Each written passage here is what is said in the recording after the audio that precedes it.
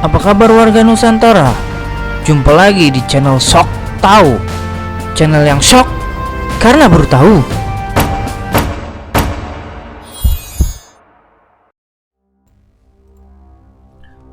Selasa 31 Maret, tepatnya 41 tahun yang lalu, sekitar pukul 2.30, ada gerakan di semak-semak.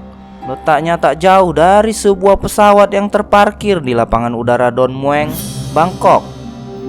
Mereka adalah sekelompok pasukan bersenjata yang bergerak mengendap dan teratur dalam formasi dua baris mendekati pesawat. Pasukan tersebut tampak membawa 3 anak tangga, 2 diletakkan di masing-masing sayap, satunya lagi di bagian belakang pesawat. Dalam sekejap, mereka sudah ada di dalam pesawat. Mereka masuk melalui pintu darurat dekat sayap dan bagian belakang di bawah badan pesawat. Semua penumpang tiarap.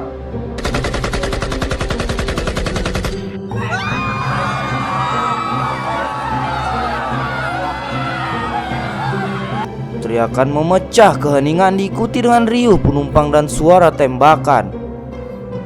Hanya 3 detik, beberapa tubuh jatuh terkapar.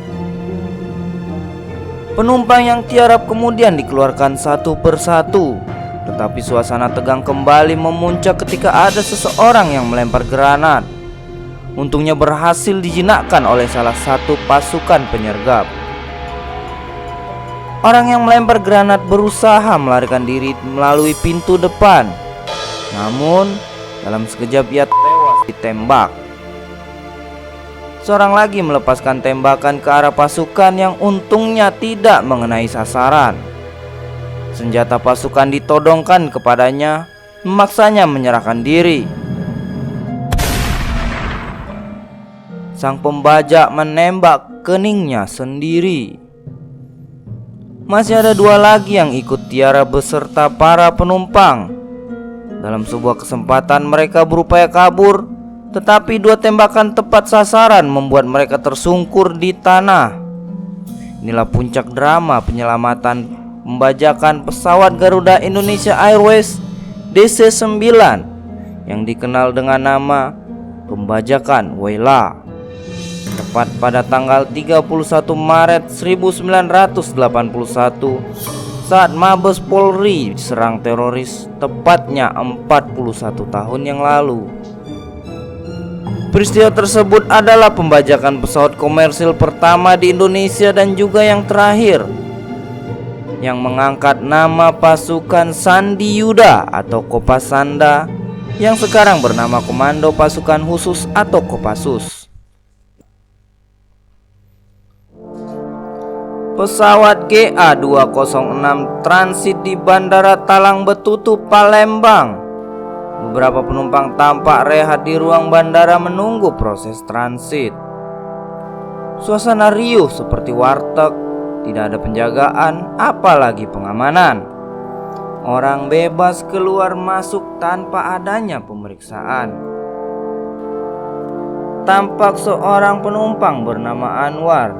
Ia terlihat gelisah dengan suasana bandara Palembang yang riuh. Pengamanannya begitu longgar. Rasanya semakin tidak enak setelah ia mengamati gerakan 2 orang asing yang mencurigakan. Salah satunya menenteng tas berwarna coklat. Maksud hati ingin menyampaikan kepada petugas di tangga pesawat, tapi urung, karena pesawat sebentar lagi akan lepas landas. Di atas pesawat, Anwar menceritakan kegelisahannya kepada Budianto yang duduk di sebelahnya. Budianto hanya mendengarkan dan tetap tenang. Pesawat lepas landas dengan aman. Para penumpang duduk santai ketika pramugari mulai membagikan makanan. "Jangan bergerak, atau saya tembak!" Sebuah teriakan terdengar dari bagian belakang pesawat. Beberapa penumpang bangun dan berlari ke bagian depan kabin. Sekitar pukul 10:10 pagi, petugas bandara mendeteksi sesuatu yang tidak lazim pada rute pesawat GA206. Pesawat tersebut keluar jalur. Tak lama kemudian muncullah komunikasi dari pesawat tersebut. Mereka berbahasa Indonesia. Mereka adalah anggota jemaah Imran dan mengaku sebagai komando jihad. Jumlahnya 5 orang dan mempersenjatai diri dengan pistol dan granat. Tuntutan mereka adalah melepaskan 80 orang tahanan yang terlibat dalam penyerangan Kosekta 8606 Pasir Kaliki di Bandung pada tanggal 11 Maret 1981 agar dibebaskan. Mereka juga meminta uang tebusan sebesar 1,5 juta dolar Amerika Serikat sebagai ganti dari 48 penumpang dan 5 orang awak pesawat yang disandra. Pukul 11.20 pagi, pesawat mendarat di Bandara Internasional Penang, Malaysia. Para pembajak meminta pengisian bahan bakar tanpa memberitahukan tujuan penerbangan berikutnya. Seorang sandera berusia 76 tahun dibebaskan. Departemen Pertahanan dan Keamanan Indonesia pun dihubungi. Dalam keadaan genting, Menteri Pertahanan dan Keamanan Jenderal M. Yusuf menginstruksikan Wakil Panglima ABRI Laksamana Sudomo untuk menangani situasi pembajakan. Kemudian hari pada Selasa 29 Maret 1981, pesawat kini berada di Bandara Don Mueang, Bangkok. Penumpang yang telah disandra selama 2 hari mengalami kelelahan fisik dan mental. Kelompok pembajak tidak segan-segan melakukan kekerasan terhadap penumpang. Mereka menyita seluruh dompet dan barang berharga penumpang, sekaligus mengecek identitas jika ada di antara mereka yang anggota militer. Malang bagi seorang penumpang, ia adalah anggota resimen mahasiswa. Para pembajak menyeret sang penumpang ke depan dan dipukuli. Mereka juga tak mengizinkan gerakan mencurigakan. Ada yang melongo sedikit saja langsung dipukuli, tidak peduli perempuan ataupun lelaki. Para penumpang juga tidak dikasih makan yang cukup. Seri hanya diberi roti tawar dan segelas air putih. Jika ingin ke toilet harus atas izin pembajak. Pintu toilet tidak bisa ditutup. Para penumpang juga diminta untuk membersihkan toilet secara bergiliran.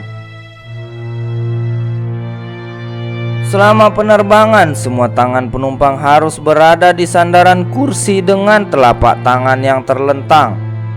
Untuk mengisi kekosongan, para pembajak memberikan ceramah kepada penumpang yang isinya tentang kejamnya rezim Soeharto yang memang terkenal sering menyudutkan kelompok Islam radikal. Selama ceramah berlangsung, penumpang tidak bisa berkata apa-apa, tapi tidak bisa juga mengabaikannya.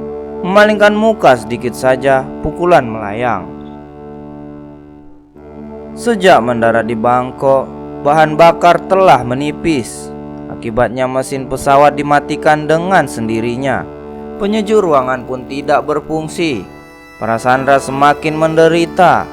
Udara pengap dan panas membuat mereka lemas dan hampir pingsan.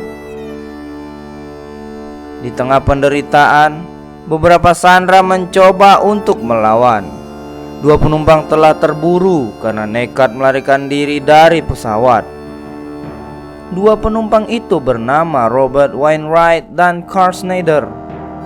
Wainwright kabur melalui pintu darurat pesawat pada Minggu siang dan Schneider pada sore harinya.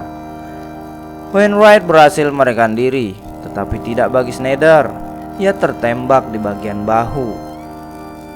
Sisa penumpang mengalami siksaan lebih keras, diminta untuk mengencangkan sabuk pengaman, dilarang berbicara dan tidak diberi makan. Senin, 30 Maret 1981 pagi hari, penderitaan para penumpang baru mereda ketika Jenderal Yoga Sugama mengabulkan tuntutan para pembajak. Padahal itu adalah langkah untuk mengelabui para pembajak agar lengah dalam tim Kopas Sanda yang siap bergerak. Senin 30 Maret 1981 sekitar pukul 9 malam. Suasana di sekitar pesawat masih kelihatan sepi.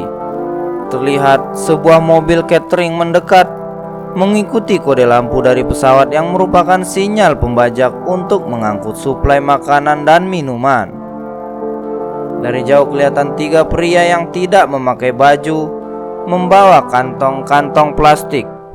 Setelah itu tidak terjadi apa-apa lagi. Selasa 31 Maret 1981 sekitar pukul 2.30 dini hari.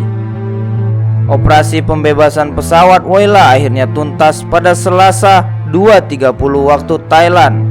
Adalah Letkol Sintong Panjaitan yang berjasa memimpin penyergapan.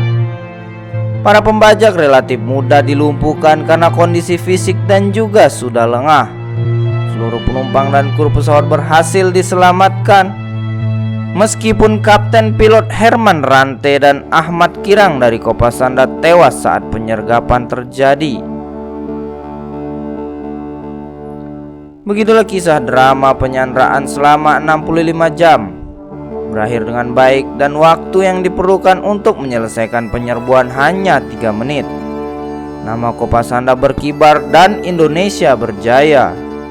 Dunia mengakui pasukan khusus Indonesia ini sebagai salah satu dari yang terbaik di dunia. Satu-satunya dari negara dunia ketiga. Apabila ada pendapat lain dari warga Nusantara, juga hal yang salah dalam saya menyampaikan. Mohon maaf yang sebesar-besarnya, dan saya harapkan komentarnya apabila ada hal yang masih tidak sesuai dan silap, agar sama-sama kita membangun untuk menjadi tahu apa yang belum diketahui. Terima kasih sudah menyaksikan videonya hingga selesai. Tetap jaga kebersamaan dan kekompakan Senusantara. Sampai jumpa.